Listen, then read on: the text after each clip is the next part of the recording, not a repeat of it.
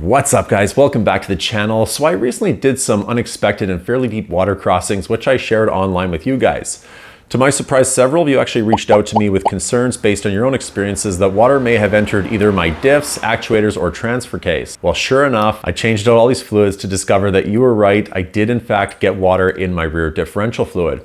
The fluid was not very old, and I had actually changed it recently. It only had like 24,000 miles on it. When I drained it, it was already turning brown and looked almost muddy. We all know water isn't a great lubricant, and it also causes corrosion, hence the brownish color when I drained it. This could have slowly destroyed my differential and seals over time. So today we're going to be tackling an easy upgrade for the 5th Gen 4Runner to prevent this. We're going to be installing the ARB differential breather kit. I got this one off of Amazon for $84. I will leave a link in the description if you decide to pick one up. Now this might seem like a small modification, but trust me, it can make a huge difference in your vehicle's longevity and reliability, and in this video I will explain why.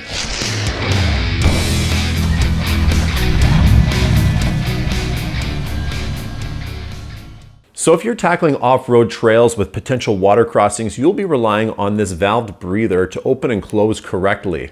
This simple part allows your diff to vent pressure while stopping water from entering. The problem is these can fail in about 3 different ways. Number 1, rust and grime can cause them to stay open, which allows water to get into your diff. Number 2, they can also get stuck closed or become plugged, which can cause excessive pressure as the diff warms up, which can actually blow out your axle seals. And that's a big job. And number 3, they can close up as they're supposed to. The problem is once they close up, your diff will start to cool down, and this will create negative pressure inside your diff, and that can cause water to be pulled in through your axle seals into your diff. Mine is actually completely corroded. Now, if you don't do any crazy off-roading, you could always just replace the breather valve itself. I will leave a part number in the description below if you decide to go that route.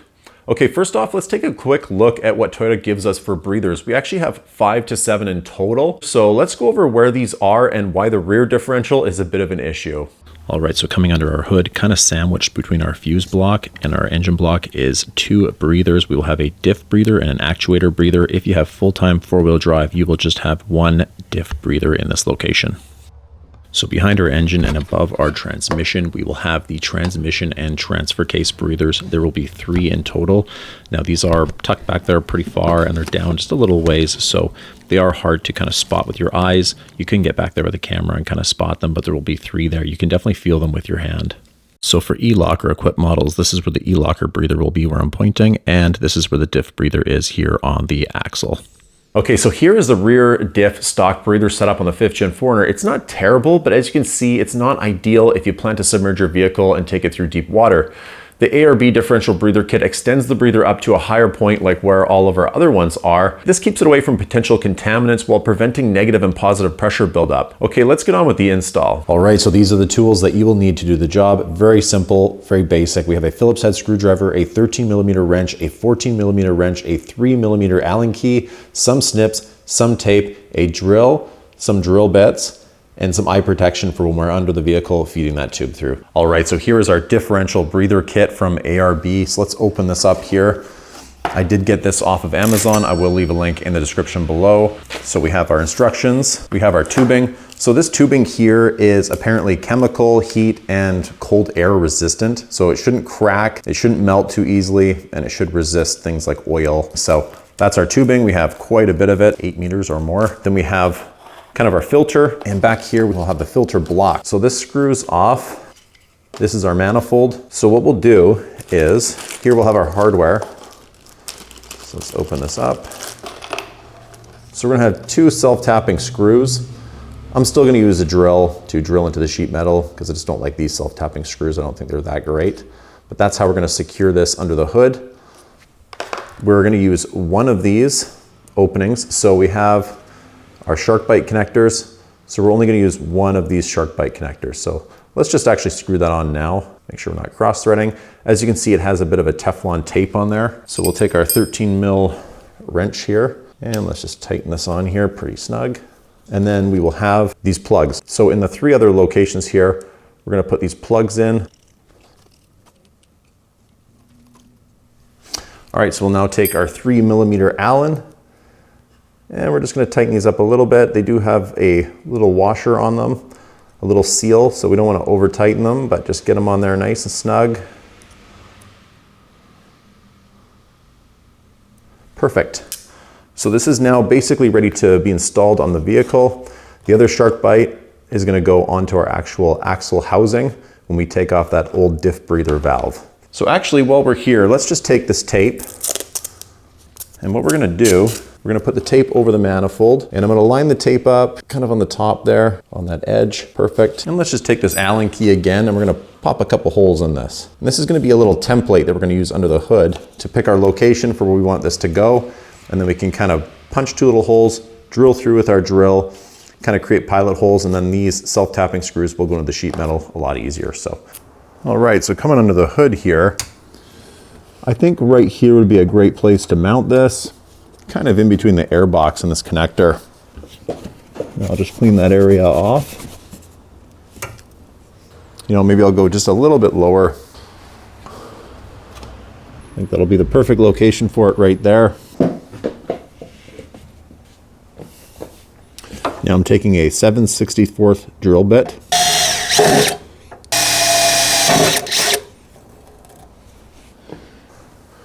Now we'll unscrew this part here. So we'll pop the tubing in here and apply some tape to the other end. All right, so getting this tubing into this manifold or block is really quite easy. You just push the tubing into this shark bite connector and you will hear a clicking sound. So let's push this in. There we go. Actually takes a good amount of force. You'll know once it's in because you kind of feel a little pop or a thud. Then when you pull on it, it'll be locked in. So we're now ready to secure this to the vehicle. So make sure the opening for the filter is facing out. So we'll take that and we'll just feed these screws in. Now don't apply too much force to these because it's very thin sheet metal, just enough to kind of secure it in place. Great, so that's in place. The tubing's kind of running underneath this connector on the other side of it. And now we'll feed it down through the undercarriage along the kind of like frame rail. Now you could do it on the opposite side, on the driver's side. So just look under your vehicle, see which side has better spots to kind of run your tubing. I actually have a connector that runs all the way to the back for my smart key. So I'm gonna run it along that line. And then I'm gonna feed it over the cross member, which will go above the exhaust and to the other side. So let's do that now. So the shark bites aren't a permanent connection. You can always release the tubing by pushing the black piece of plastic up into the shark bite while pulling the tube out. All right, so come to the back of your 4Runner and take out the equipment to lower our rear spare tire. We want to get better access to our differential, and we can do this by dropping our spare tire. And also, the tool to drop our spare works great for kind of fishing that tube through our engine bay to the bottom.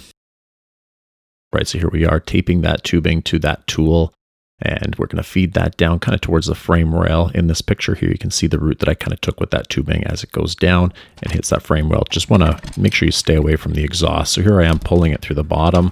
Now it may coil up in the engine bay, so it does help to have somebody kind of assist you in straightening that tubing out as you pull it through. You may need to disconnect it from the shark bite if you're alone and just let the tubing kind of uncoil as you pull it through. All right, so here I am feeding it towards the back. This is the route I took going to the back of the vehicle. As you can see, it is far away from the exhaust. And I'm just running it along that wire to secure it. Now it does go above this cross member here and over top of the exhaust. This will make sure that the tubing doesn't get hot. It is quite far away and it is well protected. And then it will run along the fuel tank, and there's different spots to secure it up along the fuel tank. Then it will join all these other lines and wires. All right, so here we are at the back of the vehicle. This is our axle housing here. Our diff vent is located here. If you have a rear locker, it'll be located up on this cross member, just up here on the left. What some people will do is you'll use a brass T to tap into that locker vent, and then they'll tap into this diff vent here, and then they'll run one line to the front off that T.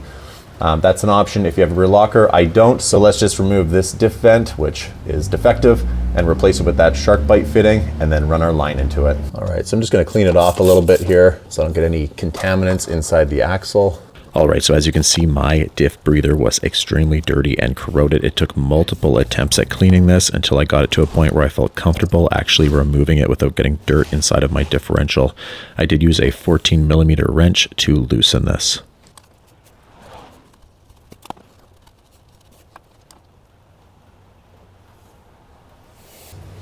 All right, so that was a 14mm to remove it, and now it's a 13mm to put it on. And I couldn't find any torque specs online for this, so we'll just put it kind of the same tightness as the one that I just removed. And that's a 13 millimeter. All right, I think that feels pretty good. All right, so we want to leave some excess because the axle is going to articulate and come down and up. So kind of a tight loop. Make sure your cut is even, and then we'll push it down and in like we did up front. All right, I meant to show you that, but I was blocking the camera. I left a little bit of a loop in here, just a tight loop.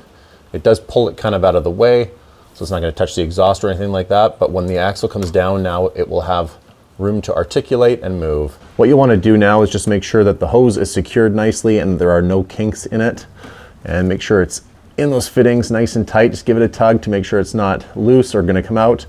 So that's all feeling really good. I'm really happy with how that looks. And I feel like my diff is now going to be protected. So no more water in the diff. So I'm very happy with that. Thanks so much for watching, guys. I hope you found this install valuable, helpful. If you did, please like and subscribe. I hope to come up with a lot more videos, and I always appreciate your guys' support. Hope to see you guys in the next one. Bye now.